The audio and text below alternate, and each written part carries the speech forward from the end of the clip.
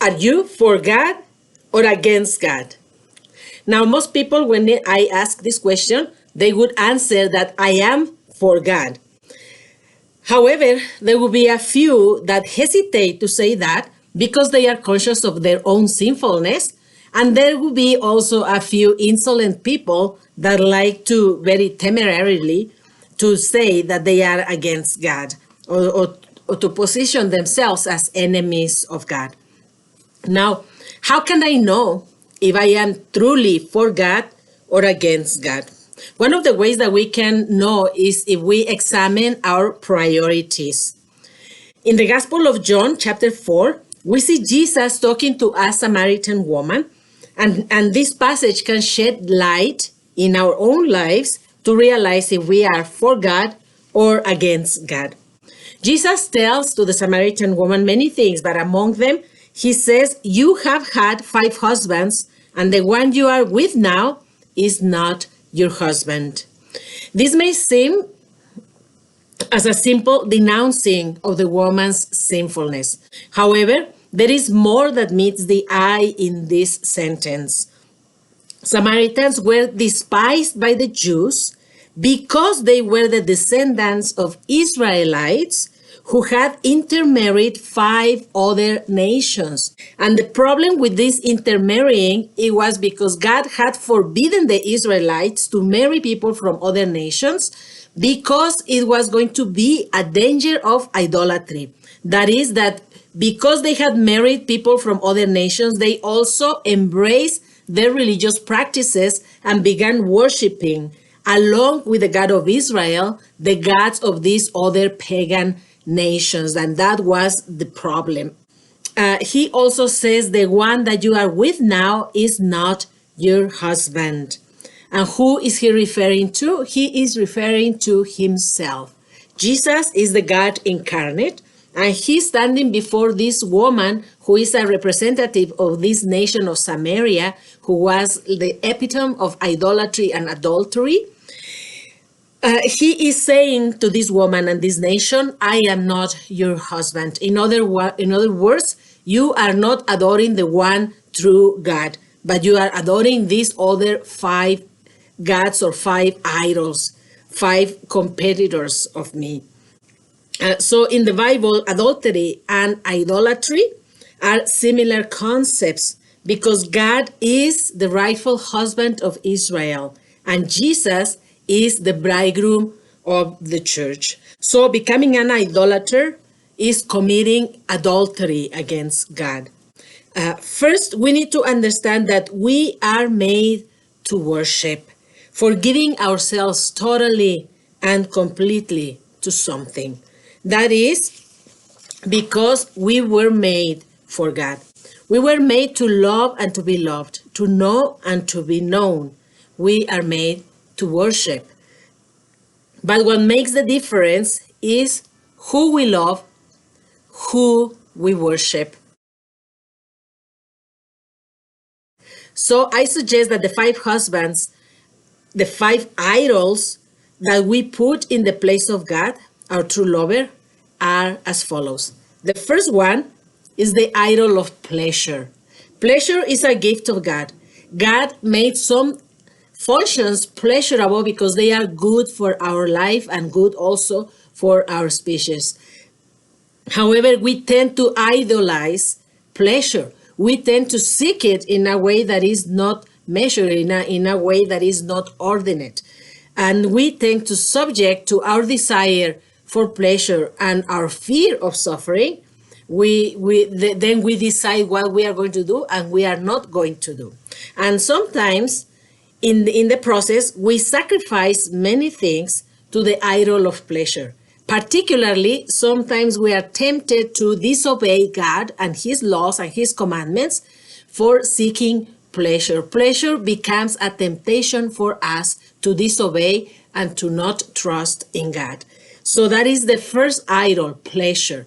And if pleasure is more important to me than obeying God's commandments, then I am worshiping the idol of pleasure. Now, the second idol is possessions. Possessions. Why? Because material things, even though they are necessary, we also have a tendency to become very attached to our things. And then we may also become very attached to acquiring things and to acquiring wealth. And that is a problem when wealth and money and things become so important that I do anything to get them.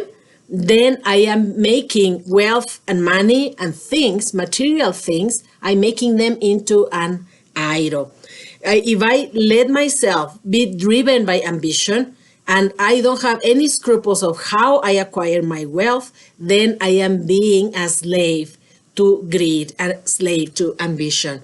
And then possessions, wealth, material things have become my God with a small g, an idol in my life. The third thing, or the third idol, is prestige.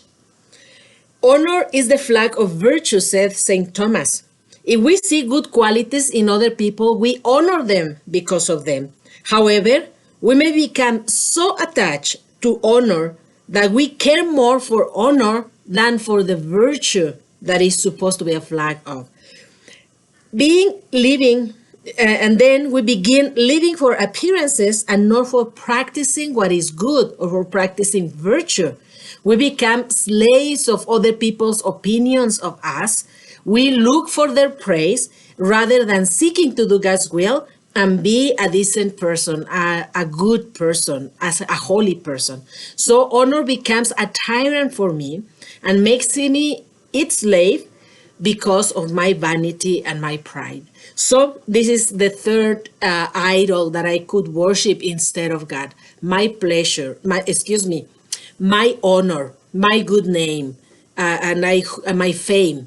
I want people to know me, to love me, to admire me, and to feed my vanity in that way. So prestige is another idol, is the third idol that we many times put in the place of God. And we also yield to human respect. And sometimes we sin against God just so that other people may keep their good opinion of us. And that's a huge, huge symptom that prestige has become my idol or my God. The fourth one is position. This is that we place our value in the position that we occupy in society. This is similar to honor, but here I become attached to titles and privileges that a position affords me.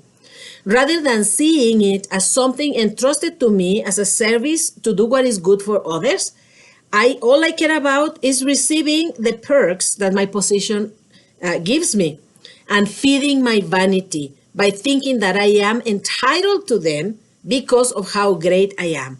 This is, again, a temptation to pride. Position and prestige and power, these three idols, they feed on my vanity and they feed on my pride. And so they become idols. So position, when I think that the place that I hold in society is so important and I deserve it because how special I am, then that's a problem. That's problematic. Now, the fifth one, which I already mentioned, but I'm going to be more specific, is power. And power is when I am entrusted with a position of authority, but I use it not so much as a way of serving others or doing what is good for everybody and good for each individual, but when I use it to indulge in my desire to dominate others and to impose my preferences over others. It is very flattering when I have other people doing what I tell them to do. And that is, again, it is a perversion of a gift. Authority is a gift that is given to us so that we can do what is good for other people and what is good for the group and what is good for the whole group in honoring God. That is why I receive authority. But then sometimes, again, I like to use it to aggrandize myself, to give me a sense of self-importance. And that is a problem. And that is because we are sinners and we are vain and we tend to be very prideful. And so that is a way that we are become slaves of pride, is by indulging in this abuse of power. So there are those are the 5 idols that I would put as the 5 idols of the Samaritans. And it's pleasure, possessions, prestige, position, and power. Somebody mentioned them as the 5 P's of pride. There is only one way that I may be freed from this idolatry. It is by being faithful to the one husband of my soul, by being faithful to the one and true and living God. How do I do this? By worshiping God and God alone. Worshiping God in spirit and in truth. That's what Jesus told the Samaritan woman. How is that? Is worshiping God according to how he wants to be worshiped. God commanded us to worship him, not because he needs us, not because he needs our worship, but because with our worship is the only way that we prevent our hearts from becoming attached to these other idols. I worship God by my obedience to his commandments, but also by worshiping him, by giving him the honor and the adoration that is due to him. And how do I do that? I do it not in the way that is pleasing to me, not in the way that I invent, but I do it by being obedient to the way that he commanded us to worship him. The Lord Jesus instituted the Eucharist. He said that we need to worship him in this way. He said, do this in remembrance of me. He gave us a command. He didn't say, go and invent your own worship services. He didn't say do it in the way that it pleases you or in a way that is meaningful to you. He says, do this in remembrance of me. And he commanded us to celebrate the Eucharist. So when we come to Sunday Mass, when we worship him the way that he commanded us to worship him, when we fulfill the 3rd commandment of keeping the Lord's Day holy, that is a way that we are worshiping the one true God in the way that he commanded us to do it. And that is an antidote for our tendency to make idols of everything else that is around this in this world. So let us go then to the source of living water. You know, in the past, the Lord said in the Old Testament, in the book of Jeremiah, he said, 2 things my people have done. One, they abandoned me, the source of living water. And second, they made for themselves cisterns that do not hold water.